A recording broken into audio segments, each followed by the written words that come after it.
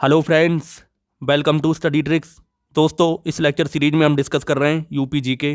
Friends, आप लोगों को बता दूं, अगर आप लोग यूपी का कोई भी एग्ज़ाम देने जा रहे हो, लेखपाल हो, यूपीएसआई हो, या कोई भी ऐसा एग्ज़ाम हो जिसमें यूपी जी के से क्वेश्चन पूछे जाते हैं, तो ये वीडियो आपके लिए बहुत ज़्यादा हेल्प करेगी। तो इस लेक्चर सीरीज में हम पूरा यूपी जी के कवर कर रहे हैं। तो आज हम डिस्कस करेंगे यूपी जी के का पार्ट नंबर 3। इससे पहले के पार्ट नहीं देखे हैं तो उन्हें देख सकते हैं, प्ले लिस्ट आपको मिल जाएगी। तो चलिए स्टार्ट करते हैं। तो सबसे पहले हम देखते हैं आज दिल्ली और उत्तर प्रदेश में प्रभुत्व वाले राजवंश। सबसे पहला था गुलाम वंश। दोस्तों, गुलाम वंश का जो संस्थापक था कौन था? कुतुबुद्दीन ऐबक। और इसका समय क्या था? 1206 से 1290 तक। अगला वंश है खिलजी वंश। तो ये फिरोज खिलजी इसका संस्थापक था और इसका जो समय था 1290 से लेकर 1320 तक। अगला है तुगलक वंश। तो इसका संस्थापक कौन था? गयासुद्दीन तुगलक था और इसका जो समय काल था 1320 से 1413 ईस्वी तक। अगला है सैयद वंश। तो इसका संस्थापक कौन था? खिजर खां। इसका समय काल था 1414 से 1451 ईस्वी तक। अगला था लोधी वंश। तो लोधी वंश का संस्थापक कौन था? बैलुल लोधी, और जिसका समय काल था 1451 से लेकर 1526 ईस्वी तक।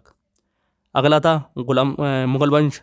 तो इसका संस्थापक बाबर था और जो इसका समय काल था 1526 से लेकर 1707 ईस्वी तक। तो आपको ये दिल्ली सल्तनत और मुगल काल का टाइम पीरियड ध्यान रखना है, इससे एग्जाम में क्वेश्चन पूछ सकते हैं। वैसे तो आप इसे इतिहास में पढ़ते हैं, लेकिन जो जो मुख्य घटनाएं यूपी से रिलेटेड वो हम इसके अंदर पढ़ेंगे। चलिए नेक्स्ट हम देखते हैं प्रमुख ऐतिहासिक युद्ध। तो सबसे पहला है मेनेंडर का युद्ध। तो मेनेंडर का युद्ध कब हुआ था? 182 ईसा पूर्व में। तो मेनेंडर ने उत्तर प्रदेश की विजय के दौरान मथुरा पर अधिकार कर लिया। तो जितने भी इसमें युद्ध हैं सब यूपी से रिलेटेड हैं, आपको सबको ध्यान रखना है। अगला है चंदावर का युद्ध। तो ये कब हुआ था? 1194 ईस्वी में। तो इसमें मोहम्मद गौरी ने व कन्नौज के शासक जयचंद के मध्य हुआ था। इसमें जयचंद की मृत्यु हुई थी और जीता किसने था? मोहम्मद गौरी ने। तो आपको ध्यान रखना है, चंदावर का युद्ध 1194 ईस्वी में हुआ था। तो उत्तर प्रदेश में कन्नौज आता है, तो इसलिए ये उत्तर प्रदेश से रिलेटेड है। अगला है कलिंजर का युद्ध। तो 1202-1203 ईस्वी में हुआ था। चंदेल शासक परमदीप व कुतुबुद्दीन ऐबक के मध्य हुआ था। इसमें परमदेव की मृत्यु हुई थी। कलिंजर कहाँ पर है दोस्तों? आपको ध्यान रखना है, यूपी के अंदर बांदा में। कहाँ पे? बांदे में। तो आप ध्यान रखेंगे। अगला है जौनपुर का युद्ध। तो ये कब हुआ था? 1478 ईस्वी में। तो बहलोल लोधी ने जौनपुर पर अधिकार कर लिया था ये इस युद्ध को जीतकर। तो आपको ध्यान रखना है, 1478 में जौनपुर का युद्ध हुआ था। बहलोल लोधी ने जौनपुर पर अधिकार कर लिया था। दोस्तों, जौनपुर जो शहर था इसकी स्थापना किसने की थी? तो आपको ध्यान रखना है, किसने की थी? फिरोज शाह तुगलक ने। एग्जाम में ये भी पूछ सकते हैं। अगला क्वेश्चन है, अगला युद्ध है खानवा का युद्ध। तो ये 1527 ईस्वी में हुआ था और किसके मध्य हुआ था? बाबर और राणा सांगा के मध्य हुआ था, जिसमें राणा सांगा की पराजय हुई थी और बाबर ने इस युद्ध को जीत लिया था। अगला है कलिंजर का द्वितीय युद्ध। ये कब हुआ था? 1545 ईस्वी में। तो इसे किसने जीता था? शेरशाह सूरी की विजय हुई थी और उसकी मृत्यु भी इसी सन में हो गई थी। आपको ये भी ध्यान रखना है। अगला है आगरा का द्वितीय युद्ध। तो 1554 से 1556 ईस्वी तक इस लंबे युद्ध में सिंहासन हुमायूं के अधिकार में आया था। तो इसमें जो इस युद्ध के दौरान ही हुमायूं ने दोबारा मुगल शासन स्टार्ट किया था, क्योंकि एक बार तो इसे शेरशाह सूरी ने हरा दिया था। अगला है बनारस का युद्ध। तो ये 1780 ईस्वी में हुआ था। राजा चेत सिंह और गवर्नर जनरल हेस्टिंग के मध्य हुआ था।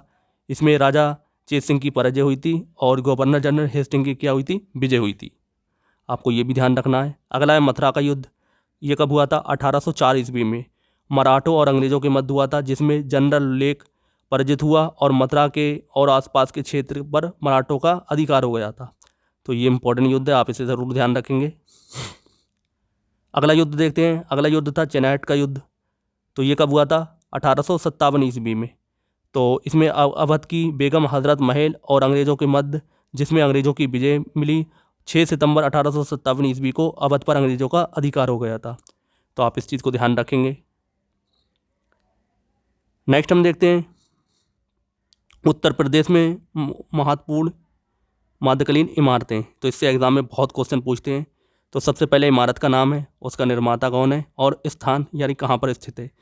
सबसे पहले जामा मस्जिद, तो जामा मस्जिद ये कौन सी है, जो बाबर ने बनवाई। कहाँ पर बनवाई थी, संभल के अंदर, यूपी के अंदर है संभल जिला, तो ये संभल में है। अगला है मरियम उज जमानी का मकबरा, तो ये किसने बनवाया था, जहांगीर ने बनवाया था। कहाँ पर है ये, सिकंदरा में, और सिकंदराबाद कहाँ पर है, आगरा के अंदर, तो आपको ध्यान रखना है। अगला है अकबर का मकबरा, तो ये इसे किसने बनवाया था, जहांगीर ने बनवाया था। कहाँ पर है, ये भी सिकंदराबाद के अंदर है और आगरा के अंदर स्थित है। अगला है इत्माउद्दौला का मकबरा, तो ये नूरजहाँ बेगम ने बनवाया था। कहाँ पर, आगरा के अंदर, तो इसको भी आप ध्यान रखेंगे। नेक्स्ट है हमारा दीवाने आम और दीवाने खास, तो ये किसने बनवाया था, शाहजहाँ ने बनवाया था। और ये कहाँ कहाँ पर स्थित है, ये आगरा में भी है और दिल्ली में भी है, तो इस चीज़ को में आपको कन्फ्यूज़ नहीं रहना, दोनों जगह पर है ये। अगला है जहांगीरी महल, तो ये किसने बनवाया था, अकबर ने बनवाया था। कहाँ पर स्थित है, आगरा के अंदर, तो इस चीज़ को भी आप ध्यान रखेंगे। अगला हम देखते हैं आगरा का किला। आगरा का किला किसने बनवाया था, अकबर ने बनवाया था। कहाँ पर स्थित है, आगरे में स्थित है। अगला है ताजमहल, सब जानते हैं शाहजहाँ ने बनवाया था, और कहाँ है ये, आगरा के अंदर। नेक्स्ट है हमारा जामा मस्जिद, तो ये शाहजहाँ ने बनवाई थी और कहाँ पर है, आगरा में भी है और दिल्ली में भी है। नेक्स्ट है हमारी लाल दरवाज़ा मस्जिद, तो ये मोहम्मद शाह ने बनवाई थी, और ये कहाँ पर स्थित है, जौनपुर में, आपको ध्यान रखना है। नेक्स्ट जामा मस्जिद, ये हुसैन शाह शर्की ने बनवाई थी। कहाँ पर, जौनपुर के अंदर, तो ये भी ध्यान रखेंगे। नेक्स्ट है अटाला मस्जिद, तो इब्राहिम शाह शर्की ने बनवाई थी। कहाँ पर, जौनपुर के अंदर। तो जितनी भी जौनपुर की मस्जिदें हैं इन्हें आप ध्यान रखेंगे, इनके शासक को ध्यान रखेंगे, एग्जाम में इससे क्वेश्चन पूछ सकते हैं। अगली है इंजरी मस्जिद, तो इब्राहिम शाह तुर्की ने शर्की ने बनवाई थी। कहाँ पर, जौनपुर के अंदर, तो इसको भी आप ध्यान रखेंगे। चलिए नेक्स्ट हम देखते हैं। नेक्स्ट है हमारी जामा मस्जिद, अकबर ने बनवाई थी। कहाँ पर, फतेहपुर सीकरी में। नेक्स्ट है शेख सलीम चिश्ती का मकबरा, तो ये भी अकबर ने बनवाया था। कहाँ पर, फतेहपुर सीकरी के अंदर। अगला है इस्लाम का मकबरा, तो ये भी अकबर ने बनवाया था, फतेहपुर सीकरी के अंदर। अगला है बुलंद दरवाज़ा, तो ये भी अकबर ने बनवाया था, फतेहपुर सीकरी के अंदर। नेक्स्ट है हमारा खास महल, ये भी अकबर ने बनवाया था। कहाँ पर, फतेहपुर सीकरी में। अगला है बीरबल महल, तो ये भी अकबर ने बनवाया था, फतेहपुर सीकरी के अंदर।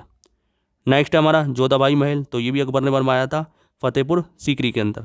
तो आपको ये सारी इमारतें और उनके निर्माता और स्थान ध्यान रखना है, किसी से भी एग्जाम में क्वेश्चन पूछ सकते हैं। चलिए नेक्स्ट हम देखते हैं यूपी का भौतिक स्वरूप।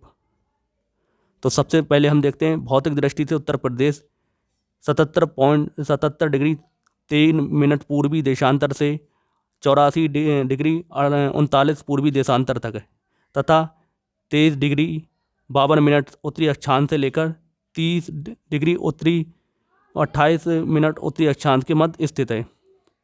तो जैसा कि आपको पता है, ये यूपी, मान लो यूपी का मैप एक बना के दिखा देता हूँ। तो ये जो खड़ी रेखाएं, ये क्या है, देशांतर है। तो ये वाली हैं कहाँ से स्टार्ट हैं, तो ये 77 डिग्री से 77.3 डिग्री से स्टार्ट हैं और कहाँ तक हैं, 84.39 डिग्री तक। और ऐसी ही है ये वाली रेखाएं, ये कौन सी हैं, अक्षांश। तो ये उत्तरी अक्षांश कितने से स्टार्ट है, 23.52 डिग्री से स्टार्ट है, और कहाँ तक स्टार्ट है, 30.28 डिग्री तक। तो आपको ध्यान रखना है। अगला हम देखते हैं उत्तर प्रदेश की पूर्व से लेकर पश्चिम तक का विस्तार 650 किलोमीटर है। मान लो ये यूपी है हमारा, ये यूपी। तो यूपी की ये वाली लंबाई कितनी है, 650 किलोमीटर, आपको ध्यान रखना है। और उत्तर से दक्षिण की तक कितनी, 240, और ये वाली लंबाई कितनी है, 240। तो इसे लेकर भी एग्जाम में क्वेश्चन पूछ सकते हैं, आपको ध्यान रखना है। 650 पूरब से पश्चिम तक है और उत्तर से दक्षिण तक कितनी है, 240। आई होप आप ध्यान रखेंगे। नेक्स्ट हम देखते हैं उत्तर प्रदेश का क्षेत्रफल कितना है।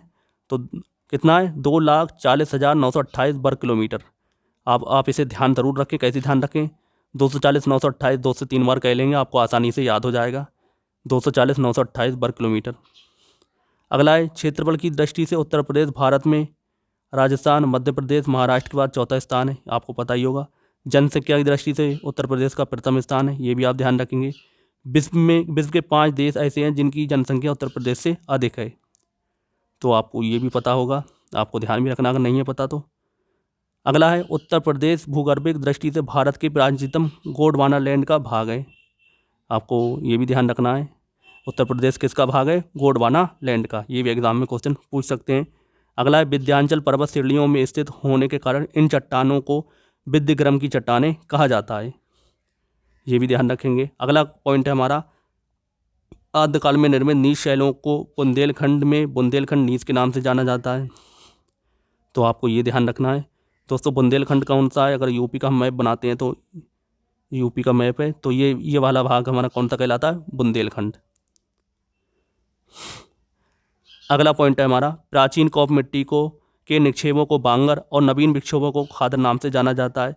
जो प्राचीन जालोड़ मिट्टी होती है उसे हम क्या कहते हैं? बांगर। और जो नई नवीन होती है उसे हम क्या कहते हैं? खादर। अगला क्वेश्चन है, अगला पॉइंट है हमारा बांगर क्षेत्र पुरानी मिट्टी के उस क्षेत्र को कहते हैं जहाँ नदियों का पानी नहीं पहुँच पाता है। ये मिट्टी उर्वरक नहीं होती है। तो पुरानी मिट्टी जो जिसमें जहाँ तक पानी नहीं पहुँच पाता है तो वो कौन सा क्षेत्र कहलाता है? बांगर क्षेत्र। तो यहाँ पर पानी नदियों का जो पहुँच नहीं पाता है। अगला है खादर क्षेत्र निचले क्षेत्र हैं जहाँ पर नदियों का पानी पृथ्वी पर पहुँचकर नई मिट्टी की परत जमा करता है और खादर क्षेत्र बहुत ही उपजाऊ होता है। तो ये ध्यान रखना है आपको। अगला पॉइंट हमारा दक्षिण के पठारी भाग को बुंदेलखंड का पठार भी कहते हैं। जैसा कि मैं यूपी का मैप बना के बताता हूँ, तो ये यूपी का मैप है। तो ये वाला भाग कौन सा कहलाता है? हमारा दक्कन का पठार। बुंदेलखंड भी कहते हैं, बुंदेलखंड का पठार भी कहते हैं। क्या कहते हैं? बुंदेलखंड का पठार है। इसे ध्यान रखेंगे। अगला है हमारा ये क्षेत्र दक्कन के पठार का ही प्रसरण, इसका निर्माण अत्यंत प्राचीन काल में प्रवहमान समुद्री निक्षेप से हुआ है। तो किसका निर्माण हुआ है? बुंदेलखंड के पठार का। इस पठार की सामान्य ऊंचाई कितनी है? 300 मीटर के आसपास है। उत्तर प्रदेश में दक्षिणी पठार का कुल क्षेत्रफल 45,200 किलोमीटर है। ये भी ध्यान रखेंगे। अगला है कैसूर श्रृंखला बुंदेलखंड से लगी हुई है। इसकी रचना विंध्य शैली से हुई है। नेक्स्ट पॉइंट देखते हैं। जो बुंदेलखंड में लाल मिट्टी का विस्तार बहुत पाया जाता है, ये चीज़ भी आप ध्यान रखेंगे। बुंदेलखंड में पिलास नामक घास का बहुत आयात में पाई जाती है। तो क्या नाम है घास का? पिलास नाम। तो इसे एग्जाम में क्वेश्चन पूछ सकते हैं, ध्यान रखेंगे आप इसे। अगला पॉइंट देखते हैं। अगला पॉइंट दिया गया है वर्षा की मध्य मात्रा होने के कारण इसे पठारी क्षेत्र में वृक्ष वनस्पतियाँ कैसी होती हैं? छोटी होती हैं। आपको ध्यान रखना है, इसमें वर्षा मीडियम होती है तो इस वजह से यहाँ की जो पठारी क्षेत्र में वनस्पतियाँ कैसी होती हैं? छोटी होती हैं। नेक्स्ट हम देखते हैं उत्तर प्रदेश की जलवायु। तो उत्तर प्रदेश की जलवायु उष्णकटिबंधीय मानसूनी है। तराई क्षेत्र में ये गर्मी में नमी लिए रहती है और दक्षिणी पठारी क्षेत्र में गर्मी में नमी नाम मात्र की भी नहीं रहती है। तो ये भी ध्यान रखेंगे आप। नेक्स्ट हमारा उत्तर प्रदेश की जलवायु पर स्थल खंड की विशालता, धरातलीय विषमता, समुद्र से दूरी, समुद्र तल से ऊंचाई का प्रभाव पड़ने के कारण यहाँ की जलवायु में अंतर पाया जाता है। इन सभी विषमताओं के आधार पर प्रदेश में 3 ऋतुएं पाई जाती हैं: ग्रीष्म ऋतु, वर्षा ऋतु और शीत ऋतु। तो ये भी आप ध्यान रखेंगे। अगला है हमारा ग्रीष्म ऋतु। प्रदेश में अधिकतम औसत तापमान ग्रीष्म ऋतु में जो तापमान है कितना रहता है? 36 डिग्री सेल्सियस से 39 डिग्री सेल्सियस तक रहता है। जबकि न्यूनतम तापमान 21 डिग्री सेल्सियस से 23 डिग्री सेंटीग्रेड तक रहता है। कई स्थानों पर अधिकतम तापमान कितना रहता है? 46 डिग्री सेंटीग्रेड तक पहुंच जाता है। इस चीज़ को आप ध्यान रखेंगे। अगला बुंदेलखंड क्षेत्र कर्क रेखा के अति निकट होने के कारण यहाँ प्रदेश में सर्वाधिक औसत तापमान पाया जाता है। तो जो स्थान जितना कर्क रेखा के पास होगा वहाँ उतना ज़्यादा तापमान अधिक पाया जाएगा। इस पॉइंट को आपको ध्यान रखना है। तो बुंदेलखंड का क्षेत्र है कर्क रेखा के बहुत ज़्यादा नज़दीक होने के कारण यहाँ पर औसत तापमान अधिक होता है। अगला पॉइंट दिया गया है मई जून में तीव्र गति से चलने वाली पश्चिमी हवाओं को लू कहते हैं। तो लू आप ध्यान रखें, जो मई जून में जो गर्म हवाएं चलती हैं तेज़ी के साथ उन्हें हम क्या कहते हैं? लू। उत्तर प्रदेश में सर्वाधिक वर्षा जुलाई और अगस्त के महीने में होती है। ये भी आप ध्यान रखेंगे। प्रदेश में वर्षा बंगाल की खाड़ी के मानसून से होती है। तो आपको ये भी ध्यान रखना है, जो अधिकतम वर्षा उत्तर प्रदेश के अंदर होती है किससे होती है? बंगाल की खाड़ी मानसून से। प्रदेश में अरब सागर से उठे मानसून से नाम मात्र में वर्षा होती है। जो अरब सागर से मानसून आता है तो उससे यूपी के अंदर बहुत कम वर्षा होती है। ये भी आप ध्यान रखेंगे। अगला पॉइंट है हमारा, जनवरी माह में पाला पड़ता है तथा कोहरा छाया रहता है, ये भी आप ध्यान रखेंगे। नेक्स्ट दिया गया है हमारा, जनवरी व फरवरी माह में भूमध्य सागर से उठने वाले चक्रवातों से पश्चिमी उत्तर प्रदेश में 10 सेंटीमीटर तक वर्षा होती है। कभी कभी वर्षा के साथ ओले भी पड़ते हैं, ये भी आप ध्यान रखेंगे। नेक्स्ट हम देखते हैं उत्तर प्रदेश की नदियाँ। दोस्तों मैं अभी आपको ऐसे ही बता देता हूँ, बाद में इसे हम मैप से देखने वाले हैं, तो अभी आप कुछ इसके बारे में जो इम्पोर्टेंट पॉइंट है उसे ध्यान रखें। बाद में जब मैप से पढ़ेंगे तो सारी इनकी स्थिति को आप अच्छे से समझ लेंगे। तो उत्तर प्रदेश की प्रमुख नदियाँ, सबसे पहले नदी का नाम दिया गया है, उद्गम स्थल दिया गया है, और जहाँ पर गिर रही हैं, जहाँ पर मिल जाती है समुद्र से मिलन, और लंबाई दी गई है। तो सबसे पहली नदी है उत्तर प्रदेश की गंगा। तो ये कहाँ से निकलती है? गंगोत्री उत्तराखंड में से। और कहाँ पर ये गिरती है? बंगाल की खाड़ी के अंदर। कुल लंबाई कितनी है? 2994। कहीं कहीं आपको 2525 किलोमीटर भी देखने को मिल सकती है। अगला यमुना। तो यमुना ये यमुनोत्री से उत्तराखंड से निकलती है और गंगा नदी में ये मिल जाती है। तो गंगा की ये सबसे बड़ी सहायक नदी है, कौन सी? यमुना। इसकी लंबाई कितनी है? 1385 किलोमीटर है। अगली है हमारी घाघरा। तो ये माम चांजू नेपाल में तिब्बत से निकलती है और ये भी गंगा में मिल जाती है, यानी ये भी गंगा की क्या है? एक सहायक नदी। इसकी लंबाई कितनी है? 1080 किलोमीटर। अगली है हमारी चंबल। तो जनपाव पहाड़ी मध्य प्रदेश से निकलती है और ये यमुना की सहायक नदी, यानी कि ये यमुना में मिल जाती है, और इसकी लंबाई कितनी है? 965 किलोमीटर। अगली नदी है सोन नदी। तो ये मध्य प्रदेश के अमरकंटक स्थान से निकलती है और गंगा में ये मिल जाती है, यानी कि ये गंगा की क्या है? गंगा की सहायक नदी है। इसकी लंबाई कितनी है? 780 किलोमीटर। इस चीज़ को आप ध्यान रखेंगे। अगली नदी है हमारी राप्ती।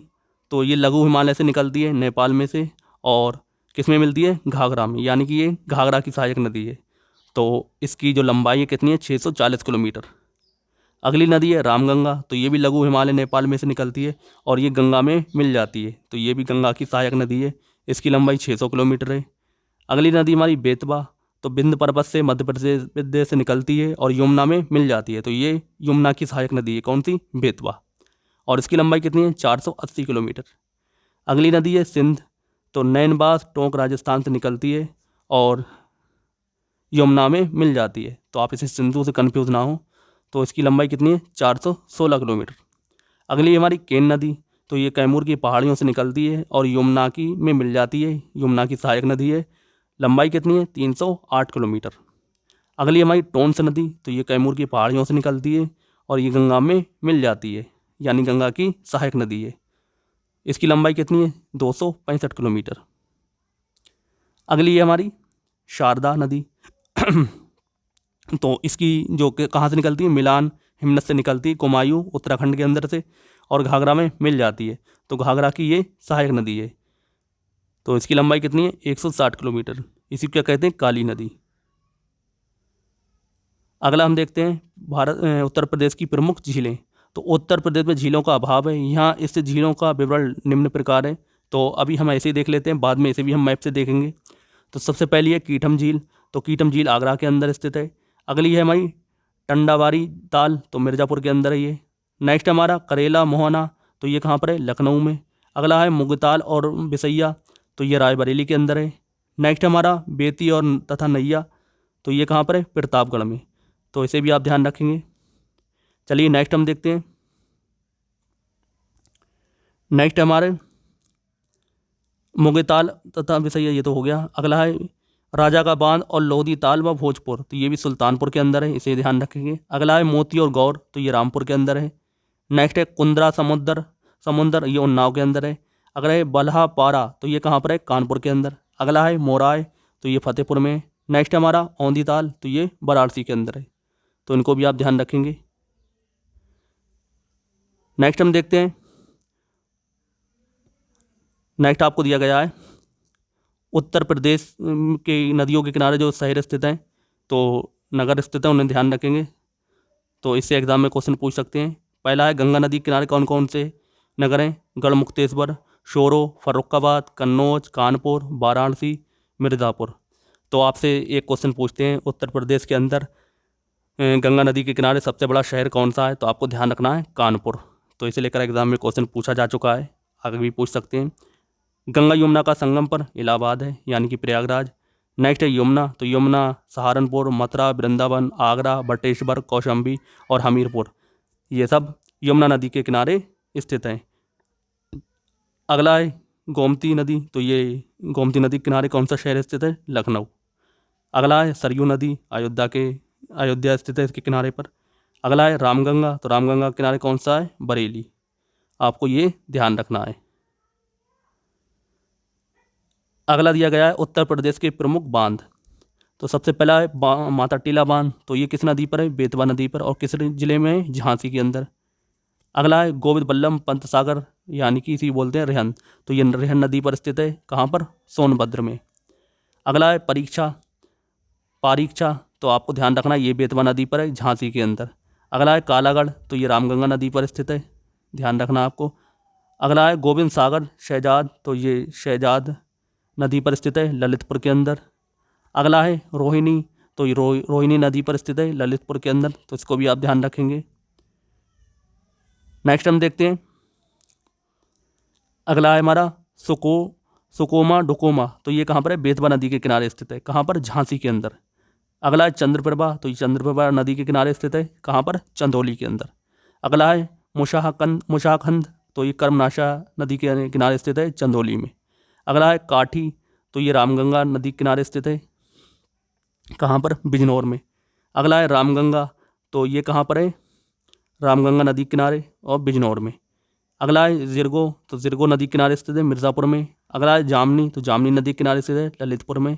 अगला है शजनाम, तो ये शजनाम नदी किनारे स्थित है, ललितपुर में। तो इन सबको आप ध्यान जरूर रखेंगे।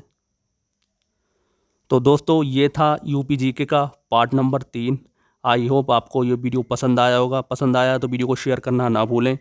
तो इसी तरह से हम पूरी यूपी जीके कवर करेंगे। तो अगर आप लोगों को वीडियो पसंद आ रही है तो ज़रूर शेयर ज़रूर करें।